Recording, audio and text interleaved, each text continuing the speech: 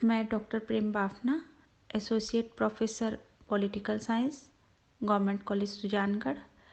Welcome dear students, BA part first, paper second, भारतीय राजनीतिक विचारक। यूनिट फर्स्ट का फर्स्ट चैप्टर है मनु। आज के लेक्चर का टॉपिक है राज्य का सप्तांक सिद्धांत। इस पर चर्चा करने से पूर्व हम ये देखते हैं मनु कौन थे। पौराणिक आख्यान के अनुसार मनु को मानव जाति का जनक तथा प्रथम विधिवेता माना जाता है। ऋग्वेद में मनु को मानव सृष्टि का प्रवर्तक और समस्त मानव जाति का पिता कहा गया है। मनु के विषय में ऐसा विवरण है कि वे मानव जाति के आदि पुरुष थे और यह विवरण थोड़े बहुत अंतर के साथ लगभग सभी धर्म ग्रंथों में मिलता है। तैत्तिरीय संहिता में मानव जाति को मनु की संतान कहा गया है। वह यज्ञ को प्रारंभ करने वाला विश्व का प्रथम यज्ञकर्ता कहा जाता है। पुराणों में मनु को सूर्य का पुत्र तथा प्रथम राजा माना गया है। मनु का काल महाभारत के युद्ध से 25 पीढ़ी पहले माना जाता है।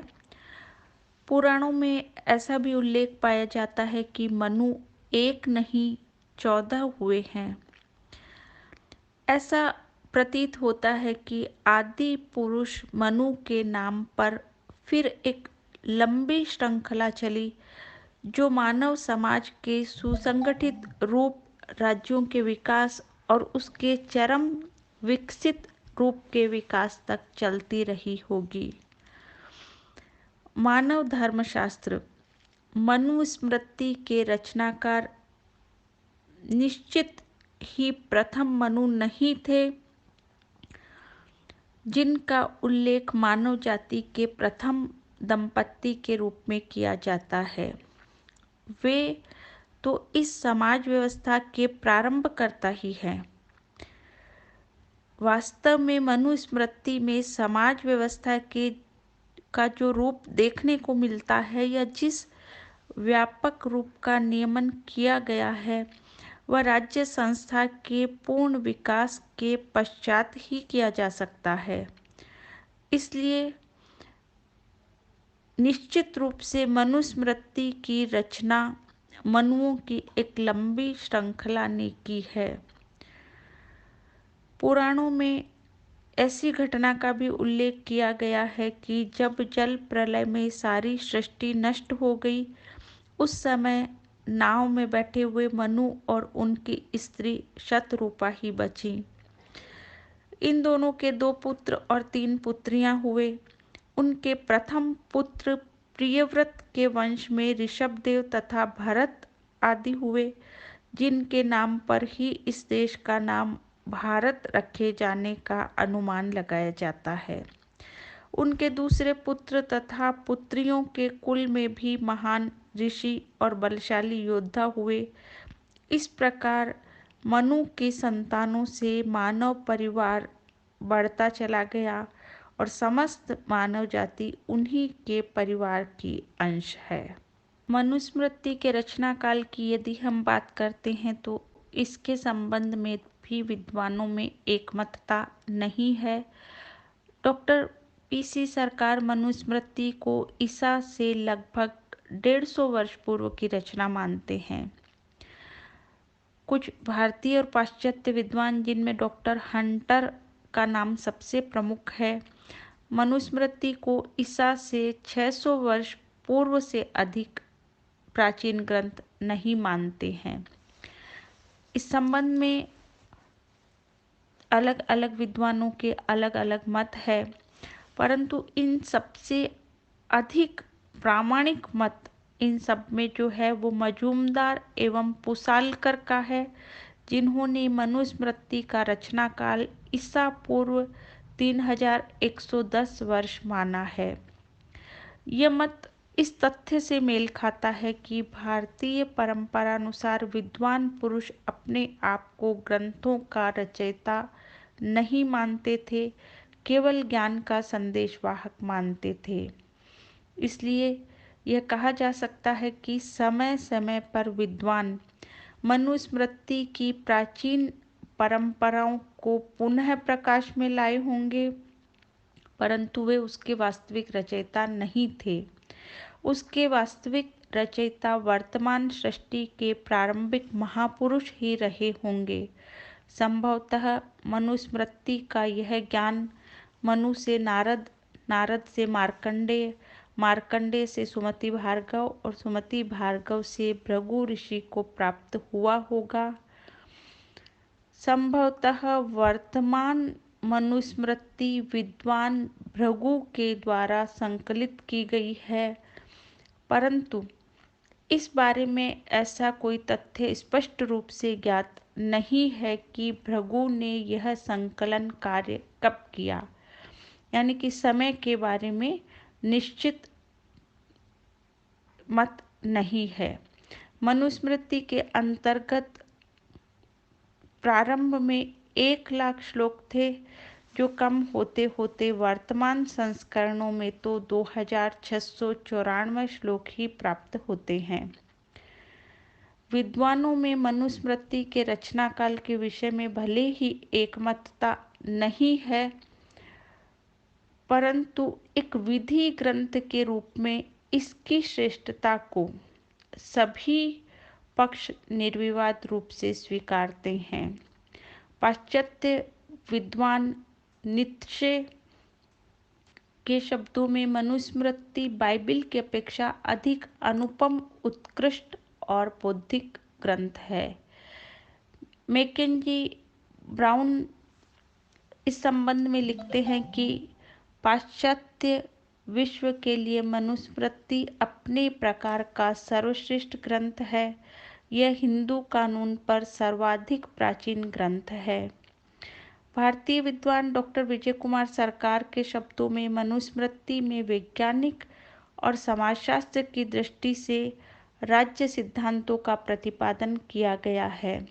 संभवतः सर्वप्रथम मनु ने ही लोगों के अव्यवस्थित, भयग्रस्त, अराजकतापूर्ण जीवन को, जिसमें किसी प्रकार की व्यवस्था, नियम और अनुशासन नहीं था, धर्म सिद्धांतों के आधार पर सुव्यवस्थित, सुनियमित एवं अनुशासित किया तथा सामाजिक जीवन के आधारभूत सिद्धांतों की व्यवस्था की। विषय वस्तु की दृष्टि से मनुस्मृति अत्यधिक व्यापक है। मूल रूप से यह राजनीतिक प्रकृति का ग्रंथ नहीं है, वरन यह सामाजिक जीवन और व्यवस्था से संबंधित सभी विषयों की विशद विवेचना तथा उनके लिए आचार संहिता प्रस्तुत करता है। मनुस्मृति के अनुसार राज्य सामाजिक व्यवस्था की एक अनिवार्य और महत्वपूर्ण उपव्यवस्था है। मनुस्मृति में 12 अध्याय है और इन 12 अध्यायों में मानवीय जीवन का संपूर्ण विधान है। इसमें मानव जीवन के समस्त पक्षों के सार्थक और उद्देश्यपूर्ण नियमन के लिए आचार संहिता प्रस्तावित की गई है। अब हम देखते हैं राज्य का सप्तांग सिद्धांत।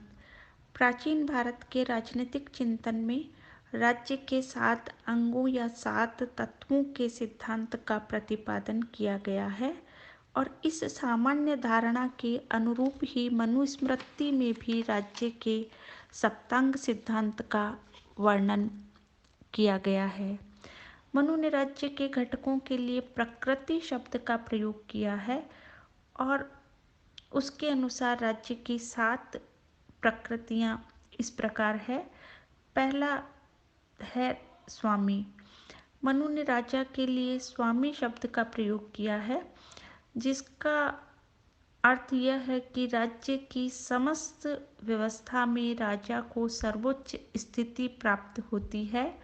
राजा के बिना राज्य की कल्पना भी नहीं की जा सकती। राजा को प्रशासनिक क्षमता, दायित्वों के प्रति निष्ठा और समस्त नैतिक गुणों से युक्त होना चाहिए। दूसरा घटक या प्रकृति है मंत्री। मनु का मत है कि राज्य का कार्य कुशल मंत्रियों के बिना नहीं किया जा सकता, नहीं अच्छी तरह से संपन्न हो सकता। शासन की शक्ति राजा की निजी शक्ति नहीं है, अपितु संस्थागत शक्ति है, जिसका प्रयोग राजा दक्ष, कुशल या सुयोग्य मंत्रियों के माध्यम से ही कर सकता है। मनु ने मंत्रियों के लिए आवश्यक गुणों और योग्यताओं का भी विस्तार से वर्णन किया है। तीसरा बिंदु है पुर। पुर का अर्थ है किला, परकोटा या राजधानी। मनु का मत है कि पुर पूर्णतया सुरक्षित होना चाहिए, उसमें सुरक्षा एवं भरण पोषण की उचित व्यवस्था होनी चाहिए।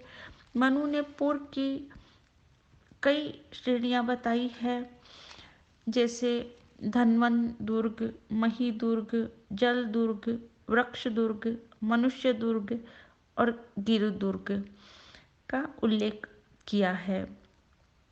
चौथा घटक या प्रकृति है राज्य।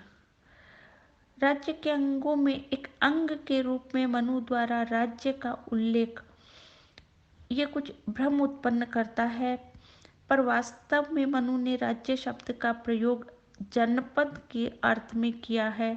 इस प्रकार मनु ने राज्य में राज्य की सीमाओं के अधीन आने वाली भूमि और उसमें निवास करने वाली जनता को सम्मिलित किया है। कौटिल्य ने भी जनपद को राज्य का एक अंग बताते हुए जनपद में राज्य की भूमि और उसमें निवास करने वाली जनता दोनों को सम्मिलित किया है। पांचवा घटक है कोष।